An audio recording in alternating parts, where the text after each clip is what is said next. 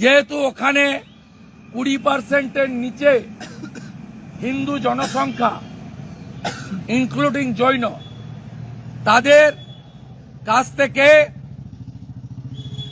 জিনিসপত্র না কেনার প্রচার করছেন। নমস্কার বন্ধুরা, আমার নাম ধ্রুবজ্যোতি সরকার। মুর্শিদাবাদের জেহাদি দাঙ্গাকারীদের নিয়ে আসামে পালিয়েছে বরকত আলী। বিধানসভার বাইরে থেকে অভিযোগ শুভেন্দুর। শুধু তাই না, হিন্দু ও জৈনদের দোকান বর্জন করারও আবেদন করা হচ্ছে। শুনুন আরো কি বললেন বিরোধী দলনেতা। শামসেরগঞ্জে এবং ধুলিয়ানে দাঙ্গা লাগানোর পরে ফরাক্কার একজন ঠিকাদার নাম বরকত আলী, তিনি ব্রিজ অ্যান্ড রুফ কোম্পানির ঠিকাদার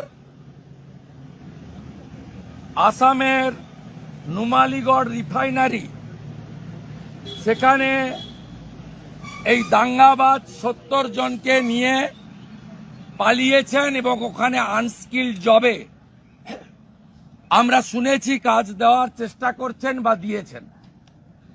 আসামের সম্মানীয় মুখ্যমন্ত্রী হেমন্ত বিশ্ব শর্মাকে আমরা জানিয়েছি Numaligarh refinery Assam bridge and roof কোম্পানির ঠিকাদার নাম বরকত আলী ফরাক্কা, তিনি দাঙ্গাবাজ জেহাদিদেরকে আসামে নিয়ে গেছেন।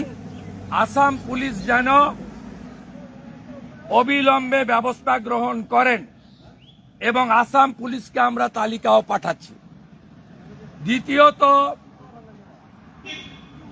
9232175388 নম্বর,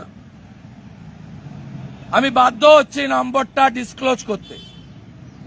9232175388 এই নম্বর থেকে ধুলিয়ান শামসেরগঞ্জে একটা পোস্ট করা হয়েছে। এলাকার সমস্ত শান্তিপ্রিয় মানুষের কাছে বিশেষ আবেদন, চুন্নুর অ্যাকোয়া অ্যাক্টিভ এবং এসএমআর কাফে, মোহনের কাপড়ের দোকান, জৈন মেডিকেলকে বর্জন করুন। কোনো জিনিস কিনবেন না। যারা দাঙ্গা করে, তলে তলে মুসলিমদের বিরুদ্ধে চক্রান্ত করে, তাদের উচিত শিক্ষা দিন। আপনারা 20 জনকে মেসেজটি শেয়ার করুন। তার মানে এরা হিন্দু এবং জৈন, যেহেতু ওখানে 20%-এর নিচে হিন্দু জনসংখ্যা ইনক্লুডিং জৈন, তাদের কাছ থেকে জিনিসপত্র না কেনার প্রচার করছেন। আমি ফারাক্কা, শামসেরগঞ্জ, ধুলিয়ান, জঙ্গিপুরের কোটিপতি বিড়ির মালিকদেরকে অনুরোধ করছি, বিশেষ করে পতাকা বিড়ির মুস্তাক সাহেব সহ অন্যদের, এই জিনিস যদি বন্ধ না করেন, আপনারাও দিল্লি, উত্তরপ্রদেশ, হরিয়ানা সহ যেখানে বিড়ি সরবরাহ করেন সেখানে কিন্তু প্রতিক্রিয়া হবে। নিউটন বলে গেছেন, প্রত্যেক ক্রিয়ার সমান এবং বিপরীত ধর্মী প্রতিক্রিয়া আছে।